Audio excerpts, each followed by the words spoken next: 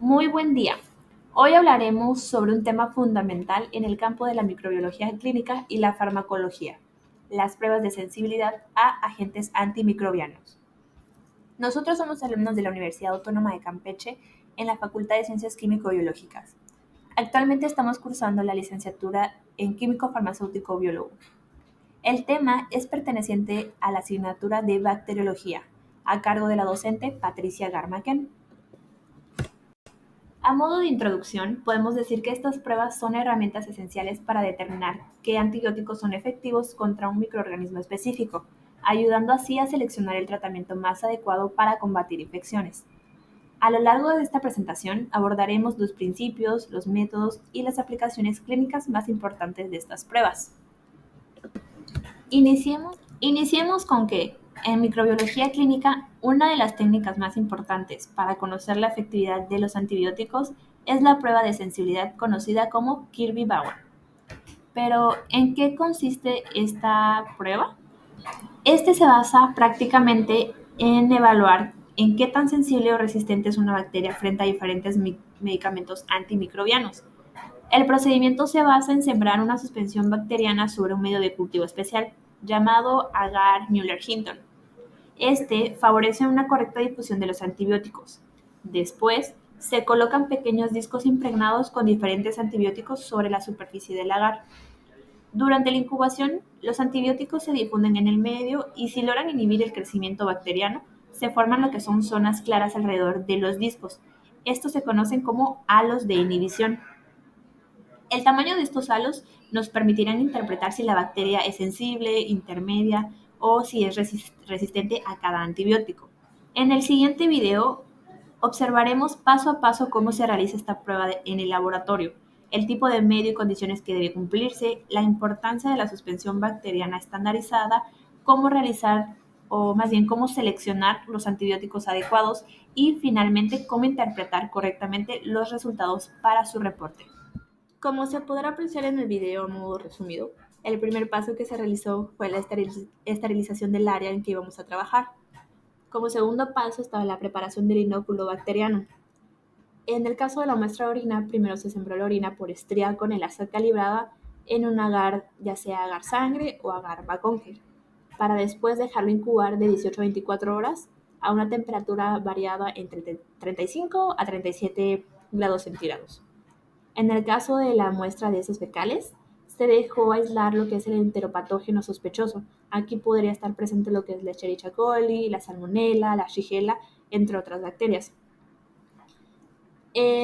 Una vez que se dejó aislar, se tomaron lo que son las colonias sospechosas para la prueba.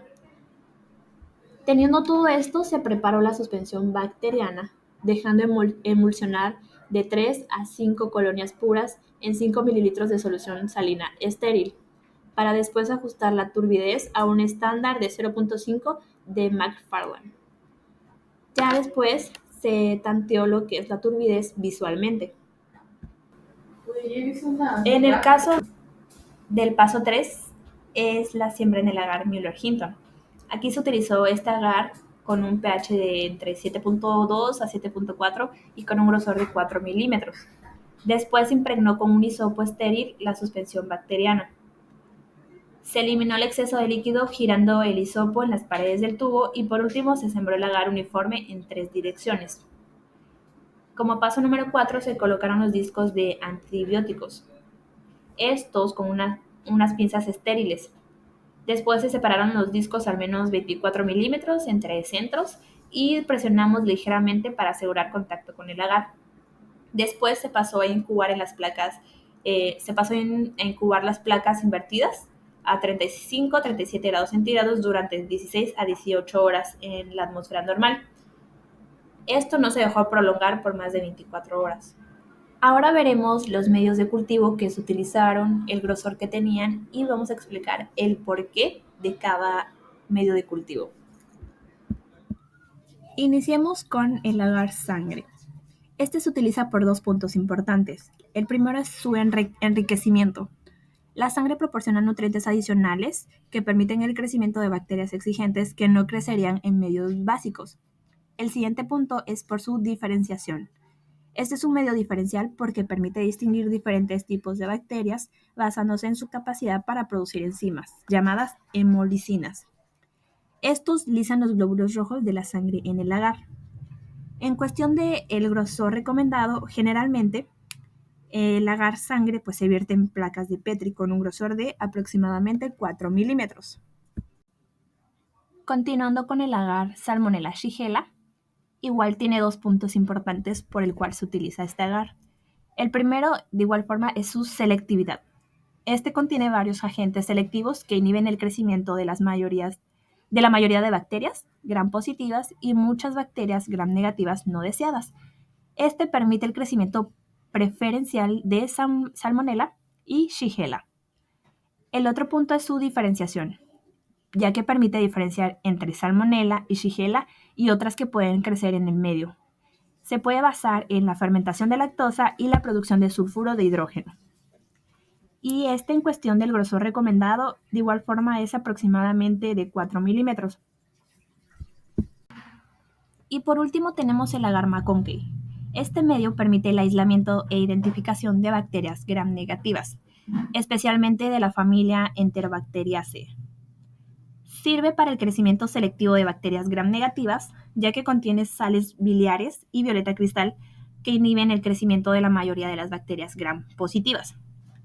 También sirve para la diferenciación basada en la fermentación de la lactosa, ya que el agar McConkey contiene lactosa y un indicador de pH rojo neutro. De igual forma, en cuestión del grosor recomendado, pues aquí se utiliza lo que es de 3 a 4 milímetros aproximadamente.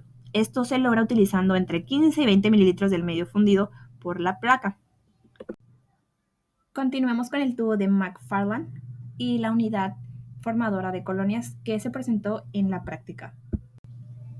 Los estándares McFarland sirven como referencia para ajustar la turbidez de las suspensiones bacterianas o líquidas en tubos o viales dentro del laboratorio de microbiología. Su función principal es garantizar que la cantidad de bacterias permanezca dentro de un rango específico para lograr las estandarizaciones de las pruebas microbiológicas. Estos estándares se elaboran en diferentes concentraciones, que van desde 0.5 hasta 4, y la densidad celular varía según cada concentración. Entre todos, el estándar McFarland 0.5 es el más utilizado en laboratorios, especialmente en pruebas de susceptibilidad antimicrobiana y en la evaluación del desempeño de los medios de cultivo. Continuamos con la selección de los multidiscos. Para empezar, los multidiscos son herramientas cruciales en los laboratorios clínicos de microbiología, específicamente para realizar pruebas de sensibilidad a los antimicrobianos, como anteriormente ya habíamos comentado. Nosotros realizamos lo que es el antibiograma. En cuanto a la especificidad del antibiograma, se seleccionan combinaciones de antibióticos adecuadas para la muestra biológica. En este caso, nosotros utilizamos lo que es urocultivo y coprocultivo. En cuestión del tipo de multidisco que se utilizó, varía entre los gram positivos, que estos están diseñados específicamente con antibióticos relevantes para bacterias gram positivas, como el Staphylococcus y el Streptococcus. Para multidiscos que busquen gram negativos, estos contienen antibióticos importantes para enterobacterias, pseudomonas y otros bacilos gram negativos. Y en cuestión de la presentación, los multidiscos vienen en cartuchos que facilitan su dispensación aséptica sobre la placa de agar inoculada. La facilidad de uso y la estabilidad del producto son importantes. En este caso, nosotros utilizamos los multidiscos de gram negativos, tanto para coprocultivo y urocultivo, con los siguientes antibióticos que son los que están plasmados en la imagen. Ahora bien, ¿cómo se reportan los resultados de los halos de inhibición? Para poder reportar los resultados de los halos en el antibiograma realizado por la prueba de Kirby-Bauer, se tienen que tener en cuenta los siguientes aspectos. El primero es la medición del halo. Después de 18 horas de incubación se examinan las placas de agar observando alrededor de cada disco de antibiótico buscando una zona clara. A esto se le llama halo de inhibición, que demuestra que no hubo crecimiento bacteriano.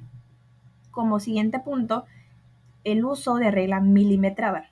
Las zonas transparentes se miden sobre el reverso de la placa y los medios que contienen sangre sobre la superficie del agar también. Se medirá el diámetro de cada halo de manera que se mida de un borde claro al borde opuesto, atravesando el centro del disco del antibiótico. Tercer punto es el registro en milímetros.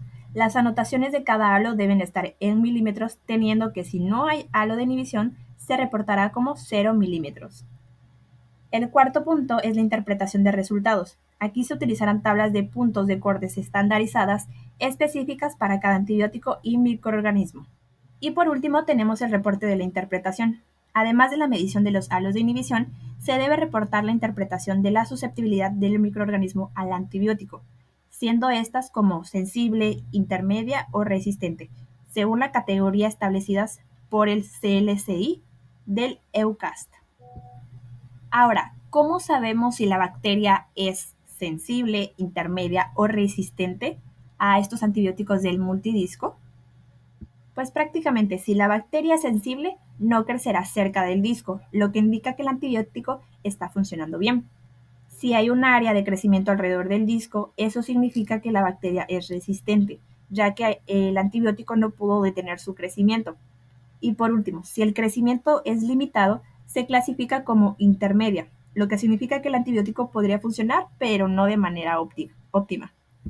Y ya por último, describimos lo que son los resultados del antibiograma sensible y resistentes.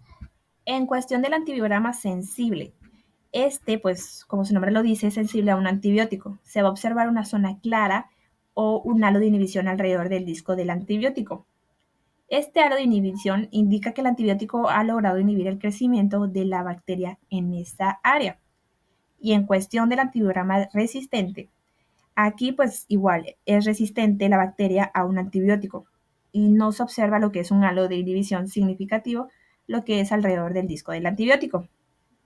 Esto significa que la bacteria ha podido crecer a pesar de la presencia del antibiótico. La falta de un halo amplio indica que el antibiótico no es efectivo para inhibir el crecimiento de esta bacteria y por tanto no sería una buena opción para tratar una infección causada por ella. Aquí tenemos las imágenes de nuestras muestras de urocultivo y coprocultivo. En cuestión de urocultivo, los resultados a los antibióticos contenidos en el multidisco, la mayoría presentó sensibilidad a los antibióticos. Únicamente 4 nos dieron como resultado de resistente, es decir, fueron resistentes al antibiótico que se presentaba. Y en cuestión de coprocultivo, solo 2 presentaron sensibilidad al antibiótico. El resto fue resistencia.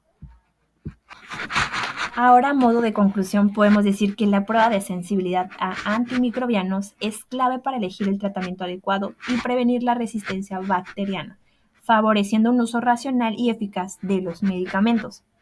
De nuestra parte, esto ha sido todo. Muchísimas gracias por su atención.